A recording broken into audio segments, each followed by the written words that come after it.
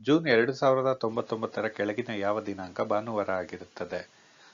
ಒಂದು ಡೇಟ್ ಅನ್ನು ಕೊಟ್ಟು ಯಾವ ವಾರ ಆಗಿರುತ್ತೆ ಅಂತ ಕೇಳಿದಾಗ ಪ್ರಶ್ನೆ ಸ್ವಲ್ಪ ಕಠಿಣ ಅನ್ಸುತ್ತೆ ಹಾಗೂ ತುಂಬಾ ಲೆಂತಿ ಪ್ರೊಸೀಜರ್ ಅನ್ಸಿದ್ರು ಆ ಕೋಡ್ಗಳನ್ನ ನಾವು ನೆನ್ಪಿಟ್ಕೊಂಡಾಗ ತುಂಬಾ ಸುಲಭವಾಗಿ ಇವನ್ನ ಸಾಲ್ವ್ ಮಾಡ್ಬೋದು.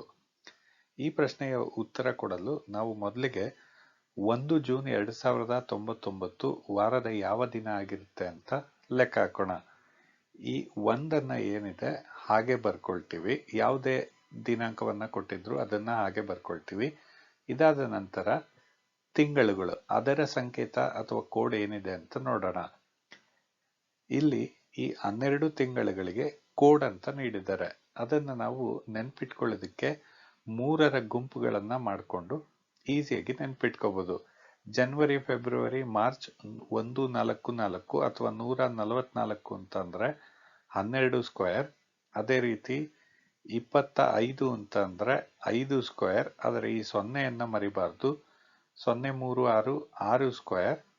ಹಾಗೂ ಇದನ್ನ 12 ಸ್ಕ್ವೇರ್ ಪ್ಲಸ್ 2 ಅಂತ ನೆನ್ಪಿಟ್ಕೋಬೇಕು. ಈಗ ಜೂನ್ ಕೊಟ್ಟಿರೋದ್ರಿಂದ ಜೂನ್ನ ಸಂಕೇತ 5, ಇದನ್ನ ಕೂಡ ಹೀಗೆ ಬರ್ಕೊಳ್ತೀವಿ. ನಂತರ ಶತಮಾನದ ಸಂಕೇತ, ಇದು ಸೈಕ್ಲಿಕಲ್ ಇದರಲ್ಲಿ ಹೋಗ್ತಾ ಇರುತ್ತೆ. 1500ರಿಂದ 1599ರವರೆಗೆ ಸಂಕೇತ 0, 1600ರಿಂದ 1699ರವರೆಗೆ 6, 1700 ಅಲ್ಲಿಂದ 1799ರವರೆಗೆ 4, ಈ ರೀತಿಯಾಗಿ 1900ರಿಂದ 1999ರವರೆಗೆ 0, ಮತ್ತೆ 0 ಆದ ನಂತರ 6 ಶುರು ಆಗುತ್ತೆ. 2099 ಅಂದ್ರೆ ಅದರ ಶತಮಾನದ ಸಂಕೇತ 6 ಆಗಿರುತ್ತೆ. ನಂತರ ಈ 99 ಏನಿದೆ ಅಂದ್ರೆ ಇಸವಿ ಏನಿದೆ ಅದನ್ನ ಹಾಗೆ ಬರ್ಕೊಳ್ತೀವಿ. ಕೊನೆಗೆ ಈ ಇಸವಿ 99ಅನ್ನ 4ರಿಂದ ಭಾಗ ಮಾಡ್ತೇವೆ. 24ರಿಂದ ಪೂರ್ಣವಾಗಿ ಭಾಗ ಆಗುತ್ತೆ ಹಾಗೂ 3 ಉಳಿಯುತ್ತೆ. ಇದನ್ನ ಕೂಡ ಭಾಗ ಮಾಡಿದ್ರೆ ಡೆಸಿಮಲ್ ಬರುತ್ತೆ. ಆ ಡೆಸಿಮಲ್ ಅನ್ನ ಇಗ್ನೋರ್ ಮಾಡಿ ಈ 24ಅನ್ನ ಬರ್ಕೊಳ್ತೀವಿ.